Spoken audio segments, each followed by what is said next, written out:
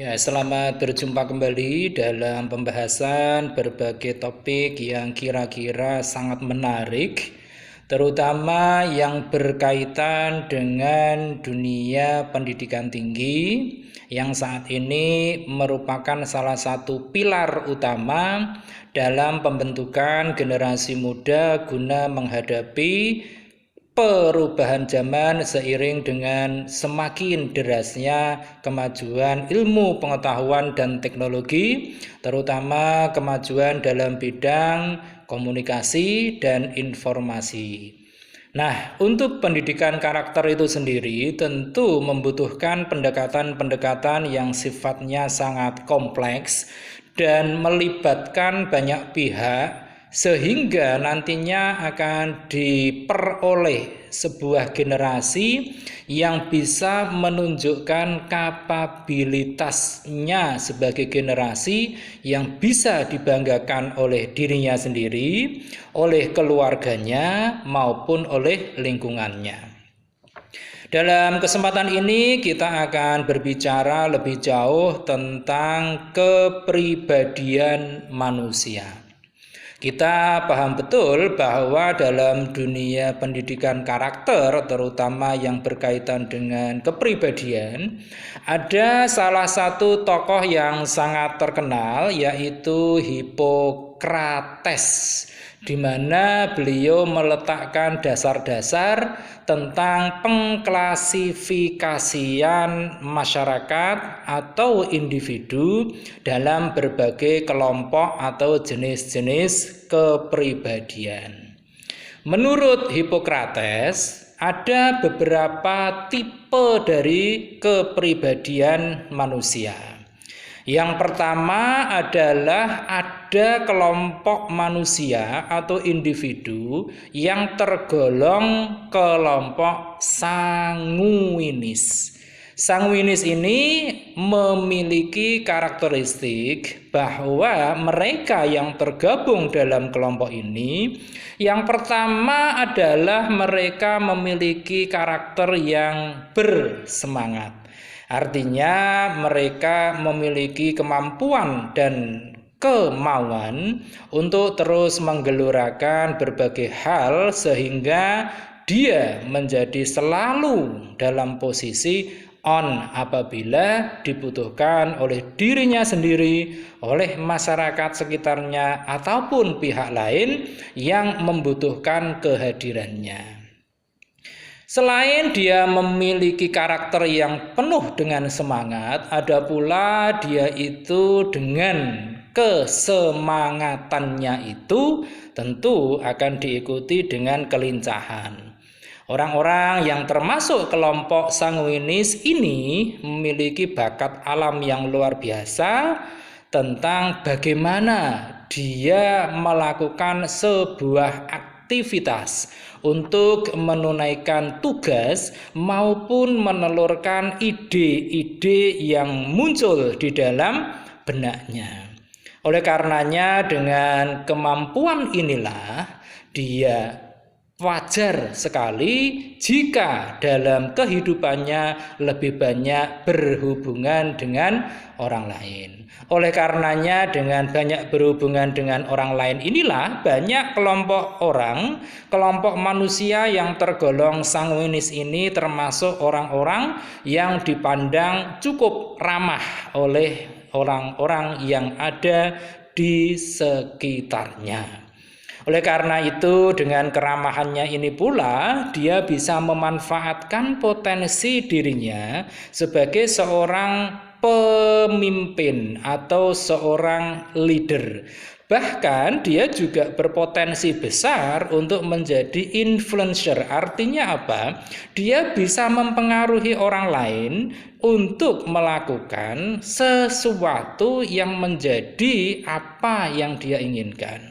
Artinya dengan kemampuannya mempengaruhi orang lain ini, maka dia kelompok yang betul-betul memiliki peluang besar untuk menjadi seorang yang memimpin kelompok-kelompok lainnya. Oleh karena dengan karakteristiknya tadi, maka wajar kalau dia termasuk orang-orang yang ekstrovert juga. Artinya apa? Ekstrovert ini adalah dia fokus ke luar dari dirinya. Dia akan banyak melibatkan pihak di luar dirinya atau orang lain untuk menunaikan tugas dan tanggung jawabnya, atau juga menelurkan dan mengejawantahkan berbagai ide yang muncul dalam dirinya. Kemudian kelompok yang kedua adalah kelompok yang namanya koleris. Artinya bahwa mereka atau orang-orang, individu-individu yang masuk dalam kelompok koleris ini memiliki keinginan yang sangat kuat. Artinya apa? Mereka adalah pemimpi-pemimpi ulung, namun juga tidak hanya bermimpi, tapi juga terus berusaha untuk mewujudkan mimpi-mimpi tersebut. Oleh karenanya, dengan adanya keinginan yang kuat ini pula, maka mereka yang masuk dalam kelompok atau golongan koleris ini patut dijadikan contoh oleh siapa saja. Karena apa? Karena dia dengan keinginannya yang begitu menggebu-gebu, dia akan terus bisa memotivasi dirinya untuk terus berbuat, terus beraksi untuk mewujudkan segala impiannya. Kemudian karakteristik berikutnya bagi orang-orang yang masuk dalam kelompok koleris adalah dia pandai atau cukup cepat harus melakukan sesuatu. Termasuk di dalamnya adalah jika mereka itu harus mengambil sebuah keputusan. Artinya jiwa ragu-ragunya meskipun itu ada, namun dia akan dengan cepatnya mengambil atau membuat sebuah keputusan yang dia pandang yang terbaik. Oleh karenanya dengan cepatnya dia mengambil sebuah keputusan inilah, maka dia juga berbakat untuk menjadi seorang leader. Oleh karenanya bagi Anda yang termasuk orang-orang koleris ini, pelihara dan kembangkanlah potensi ini. Karena dengan potensi ini Anda bisa memaksimalkan kemampuan Anda untuk menata kehidupan Anda tidak hanya untuk eksis, tapi juga untuk menjadi orang-orang yang dipilih oleh sekeliling Anda untuk menjadi seorang leader. Karakteristik berikutnya dari orang koleris adalah dia dapat mempengaruhi lingkungannya. Tentu ini wajar karena dengan keinginannya yang kuat, kemudian juga dia pandai dalam mengambil sebuah keputusan, tentu untuk mempengaruhi lingkungannya itu tidaklah sesulit bagi orang-orang di luar orang-orang yang termasuk golongan koleris.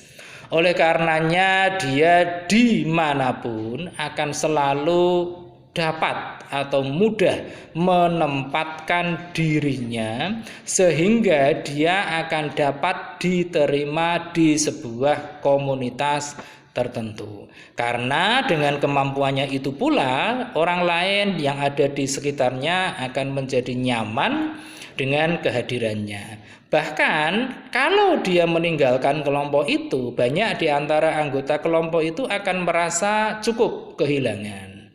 Oleh karenanya dengan memiliki kemampuan-kemampuan dasar ini, tentu banyak ide yang bisa diharapkan muncul dari orang-orang yang termasuk golongan koleris. Oleh karenanya dengan ide-ide yang cukup banyak ini dan tentu yang masuk akal, memudahkan bagi komunitas tempat dia berada, tempat dia bernaung, memiliki acuan sebagai seorang yang layak untuk dijadikan panutan. Oleh karenanya beruntunglah bagi Anda, bagi kita yang termasuk dalam golongan kepribadian koleris. Tentu ini menjadi anugerah bagi kita, bagi Anda yang masuk golongan ini, sehingga perlu kiranya untuk terus diasah, dikembangkan. Kemudian untuk jenis kepribadian menurut Hippocrates yang ketiga adalah mereka yang masuk dalam kelompok atau golongan melankolis, di mana kelompok ini agak berbeda dengan kelompok dari sanguinis maupun koleris.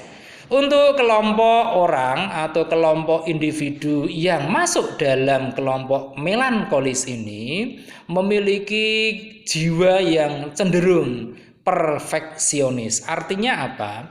Mereka membutuhkan sesuatu itu serba sempurna. Tidak boleh ada kesalahan sedikit pun. Kalau urusan kebersihan, dia juga suka ya sesuatu yang bersih. Tidak boleh ada sampah, tidak boleh ada coretan, karena itu akan sangat mengganggu pikirannya.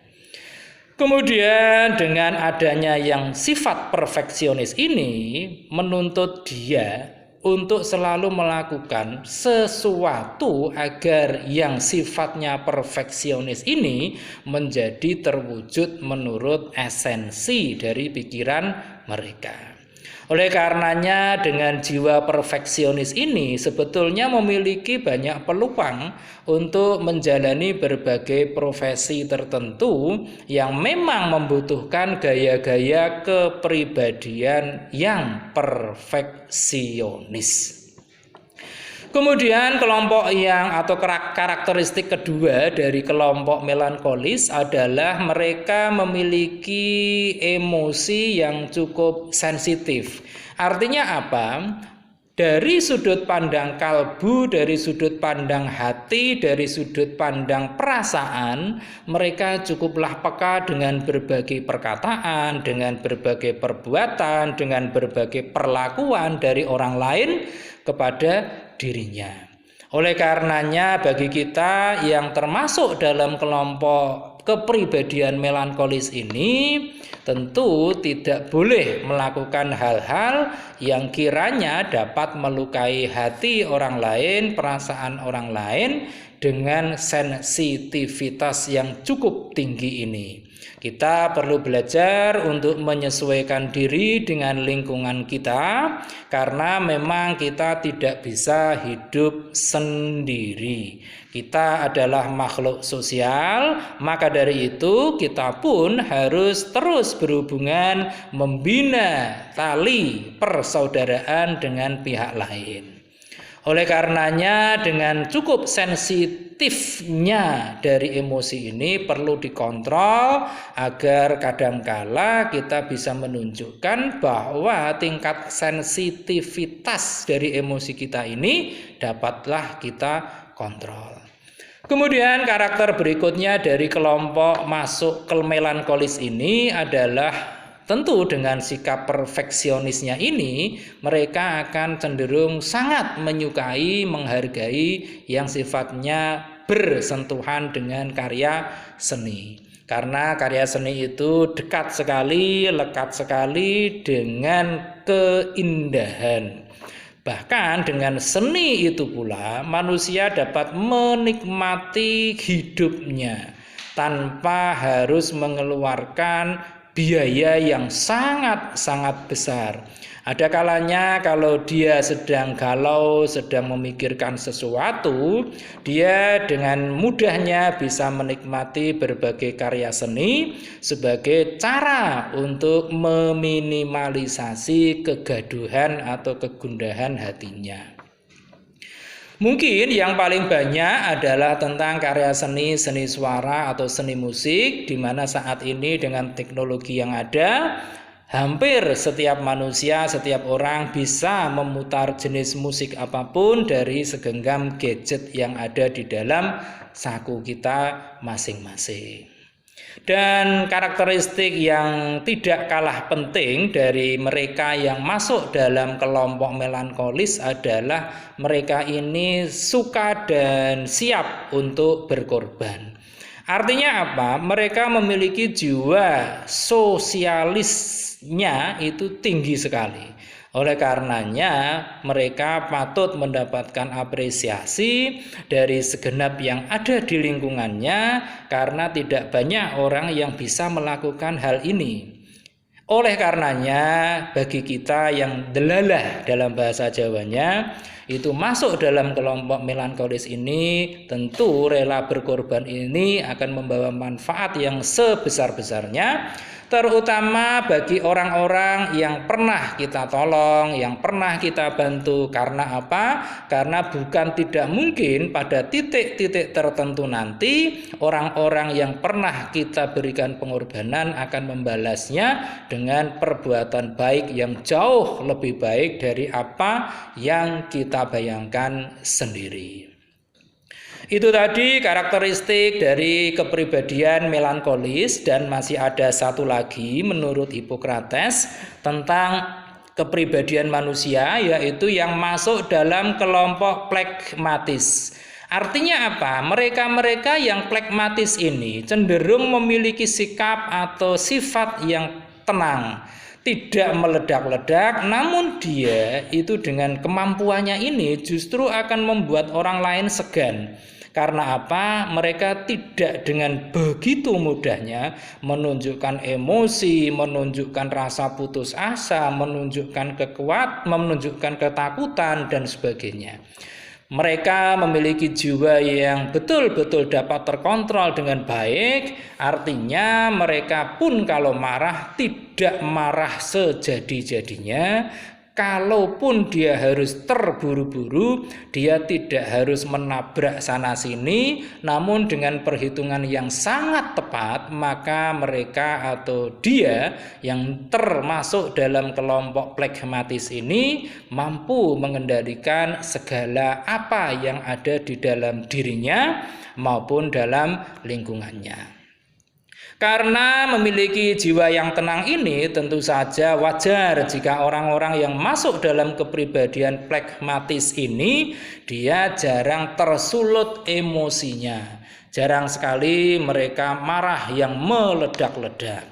Oleh karenanya banyak sekali orang-orang yang termasuk dalam kepribadian phlegmatis ini justru mendapatkan tempat, mendapatkan posisi yang menguntungkan tidak hanya bagi mereka yang masuk dalam kelompok phlegmatis, tetapi juga bagi lingkungannya. Karena mereka dalam kelompoknya itu akan terpengaruh oleh orang-orang pemimpin-pemimpin yang tenang.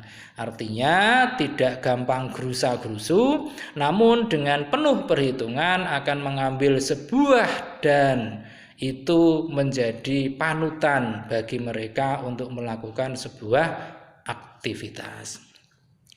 Dari kelompok phlegmatis ini juga banyak diantaranya yang mereka memiliki kepribadian untuk mudah bergaul dengan sesamanya. Ini penting bagi Anda terutama nanti yang ingin berwirausaha, kemudian berdagang dan sebagainya, karena modal dasar dari orang-orang itu tidak semua orang memilikinya.